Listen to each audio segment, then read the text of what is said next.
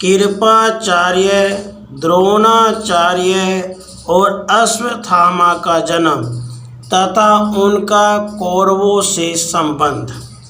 जन्मेजय ने पूछा, हे भगवान, आप कृपा करके मुझे कृपाचार्य के जन्म की कथा सुनाइए। वैशंपायन जी ने कहा, जन्मेजय, महर्षि गौतम के पुत्र थे शरद्वान। वे बाणों के साथ ही पैदा हुए थे। उनका मन धनुर्वेद में जितना लगता था उतना वेदाभ्यास में नहीं। उन्होंने तपस्या पूर्वक सारे अस्त्र शस्त्र प्राप्त किए। शरद्वान की घोर तपस्या और धनुर्वेद में निपुणता देखकर इंद्र बहुत भयभीत हुए। उन्होंने शरद्वान की तपस्या में विघ्न डालने के लिए जानपदी नाम की देवकन्या भेजी। वह धनुर्धर शरद्वान के आश्रम में जाकर तरह तरह के हाव भाव से उन्हें लुभाने लगी। उस सुंदरी और एक साड़ी पहने युवती को देखकर उनके शरीर में कंपकपी आने लगी। उनके हाथ से धनुष बाण गिर पड़े। वे बड़े विवेकी और तपस्या के पक्षपाती थे, इसलिए उन्होंने धैर्य से अपने को रोक लिया। उनके मन में विकार हो चुका था, इसलिए उनके अनजान में ही शुक्रपात हो गया। उन्होंने धनुष बाण मृगचर्म आश्रम और उस कन्या को छोड़कर तुरंत वहां से यात्रा कर दी। उनका वीर्य सरकंडों पर गिरा था, इसलिए वह दो भागों में विभक्त हो गया। उससे एक कन्या और एक पुत्र की उत्पत्ति हुई।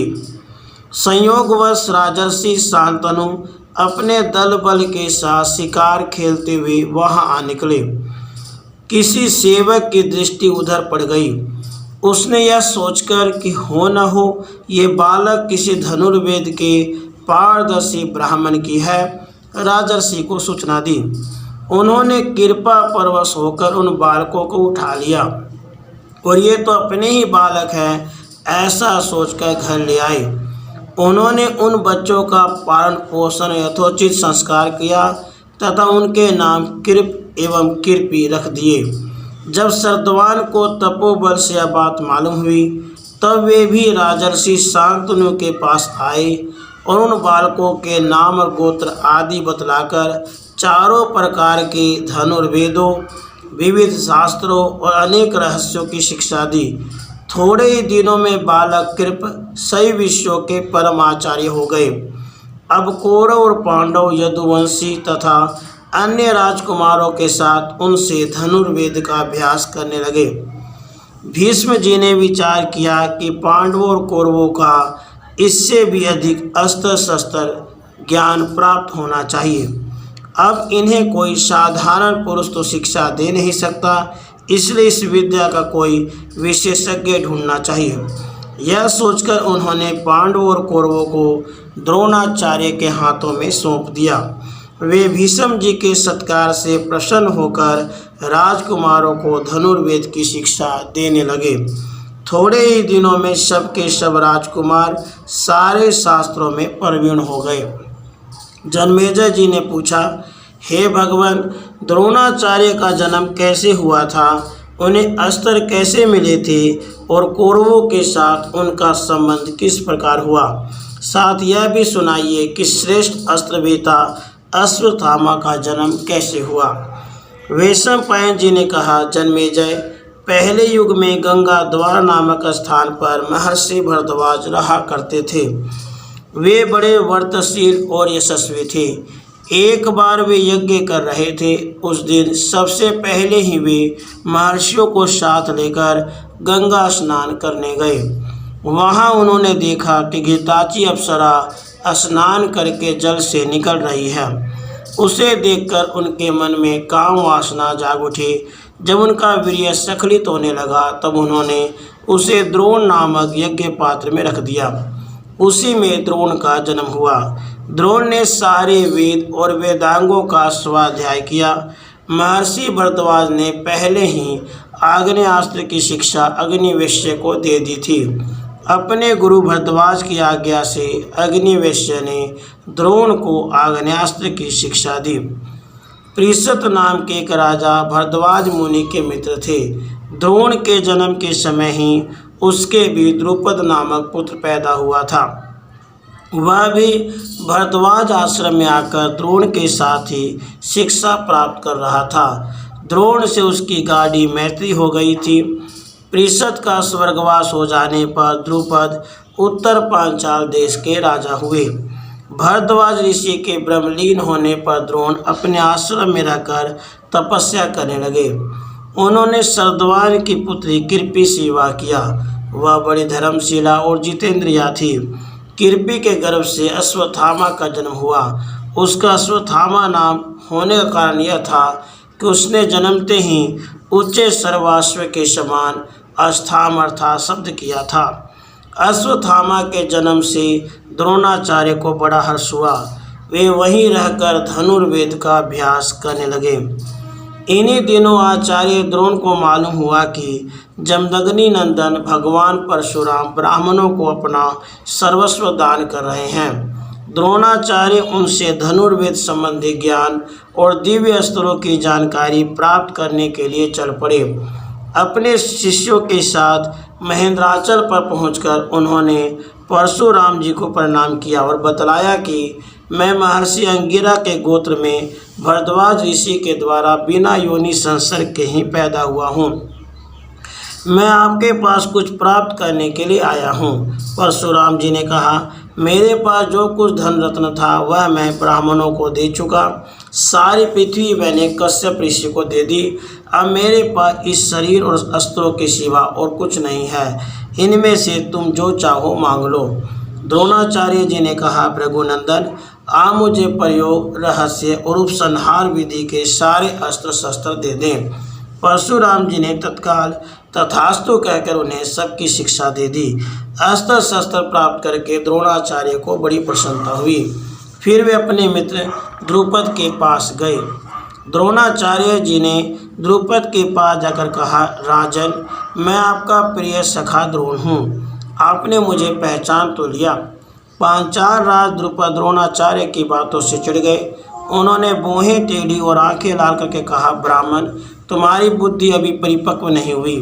भला मुझे अपना मित्र बतलाते समय तुम्हें कुछ हिचकिचाहट नहीं मालूम होती? राजाओं की गरीबों से क्या दोस्ती? यदि कदाचित हो भी जाए तो समय बीतने पर वह भी मिट बिटा जाती है। द्रुपद की बात सुनकर द्रोण क्रोध से कांप उठे। उन्होंने मन ही मन कुछ निश्चय किया और कुरुवंश की राजधानी हस्तिनापुर में गए। वहां आकर उन्होंने कुछ दिनों तक गुप्त रूप से कृपाचार्य के घर निवास किया। एक दिन युधिष्ठिर आदि सभी राजकुमार नगर के बाहर जाकर मैदान में गेंद खेल रहे थे। गेंद अचानक कुएं में गिर पड़ी। राजकुमारों ने उसे निकालने का प्रयत्न तो किया, परंतु किसी प्रकार उन्हें सफलता न मिली। वे कुछ सकुचाकर एक दूसरे का मुंह ताकने लगे। इसी समय उनकी दृष्टि पास के ही एक ब्राह्मण पर पड़ी, जिन्होंने अभी अभी नित्य कर्म समाप्त किया था। उनका शरीर दुर्बल और रंग सांवला था। सभी राजकुमार उन्हें घेर कर खड़े हो गए। ब्राह्मण ने राजकुमारों को उदास देखकर मुस्कुराते हुए कहा, राम राम, धिक्कार है तुम्हारे क्षत्रिय बल और अस्त्र कौशल को। तुम लोग कुएं में से गेंद नहीं निकाल सकते। देखो, मैं तुम लोग गेंद और अपनी अंगूठी अभी कुएं में से निकाल लेता हूँ। तुम लोग मेरे भोजन का प्रबंध कर दो। यह कहकर उन्होंने अपनी अंगूठी कुएं में डाल दी। युधिष्ठिर ने कहा, भगवान, आप कृपाचार्य की अनुमति मिल जाने पर सर्वदा के लिए भोजन पा सकते हैं। अब द्रोणाचार्य ने कहा, देखो, ये मुट्ठी सींके की है। इन्हें मैंने मंत्रों से ही मंत्रित कर रखा है। मैं एक सींक से गेंद छेद देता हूँ और फिर दूसरी सींकों से एक दूसरी को छेद कर तुम्हारी गेंद खींच लेता हूँ। द्रोणाचार्य ने वैसा ही किया। राजकुमारों के आश्चर्य की सीमा न रही। उन्होंने कहा, भगवान, आप अपनी अंगूठी तो निकालिए। द्रोणाचार्य ने बाण का प्रयोग करके बाण सहित अपनी अंगूठी भी निकाल ली। अंगूठी निकली देखकर राजकुमारों ने कहा, आश्चर्य है, आश्चर्य है। हमने तो ऐसी अस्त्र विद्या और कहीं नहीं देखी।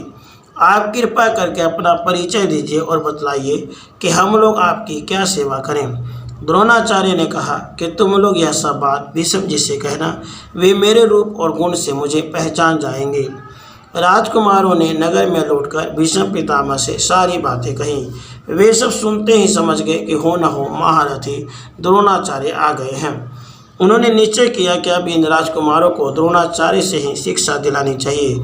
वे तुरंत स्वयं जाकर द्रोणाचार्य को लिवा लाए। उनका खूब स्वागत सत्कार करके उनके शुभ आगमन का कारण पूछा। द्रोणाचार्य जी ने कहा, भीष्म जी, जिस समय ब्रह्मचर्य का पालन करता हुआ शिक्षा प्राप्त कर रहा था, उसी समय पांचाल राज के पुत्र द्रुपद भी हमारे साथ धनुर्विद्या सीख रहे थे।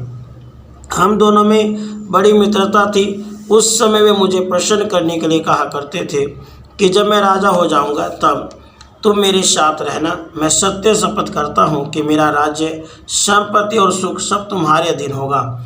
उनके प्रतिज्ञा का श्रवण करके मैं बहुत प्रसन्न और प्रफुल्लित रहा करता था। कुछ दिनों के बाद मैंने शरद्वार की पुत्री कृपि से विवाह किया और उसके गर्भ से सूर्य के समान तेजस्वी अश्वत्थामा का जन्म हुआ। एक दिन की बात है, गोधन के धनी ऋषि कुमार दूध पी रहे थे। अश्वत्थामा उन्हें देखकर दूध पीने के लिए मचल गया और रोने लगा। उस समय मेरी आंखों के सामने अंधेरा छा गया। यदि मैं किसी कम गाय वाले से गाय ले लेता तो उसके धर्म कर्म में अड़चन पड़ती। बहुत घूमने पर भी मुझे दूध देने वाली गाय न मिल सकी। जब मैं लौट कर आया तो देखता हूँ कि छोटे छोटे बच्चे आटे के पानी से अश्वत्थामा को ललचा रहे हैं और वह ज्ञान बालक उसे ही पीकर यह कहता हुआ नाच रहा है कि मैंने दूध पी लिया। अपने बच्चे की हंसी और दुर्दशा देखकर मेरे मन में बड़ा शोक हुआ। मैंने सोचा, धिक्कार है मेरे इस दरिद्र जीवन को, मेरे धैर्य का बांध टूट गया। भीष्म जी, जब मैंने सुना कि मेरा प्रिय सखा द्रुपद राजा हो गया है, तब मैं अपनी पत्नी और बच्चे के साथ प्रसन्नतापूर्वक उसकी राजधानी के लिए चल पड़ा।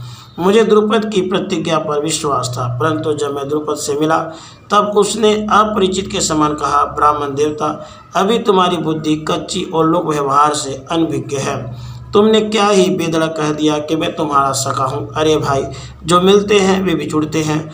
उस समय हम तुम दोनों भाई थे, इसलिए मित्रता थी। अब मैं धनी हूँ, तुम निर्धन हो। मित्रता का दावा बिल्कुल व्यर्थ है। तुम कहती हो कि मैंने राज्य देने की प्रतिज्ञा की थी, उसका मुझे तो कुछ भी स्मरण नहीं है। तुम चाहो तो एक दिन अच्छी तरह इच्छानुसार भोजन कर लो।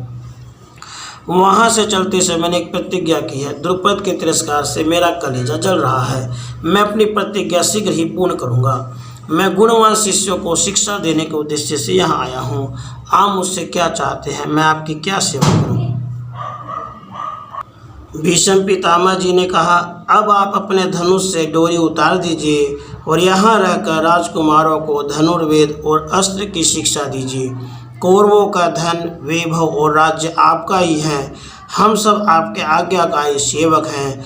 आपका शुभ आगमन हमारे लिए अहो भाग्य है।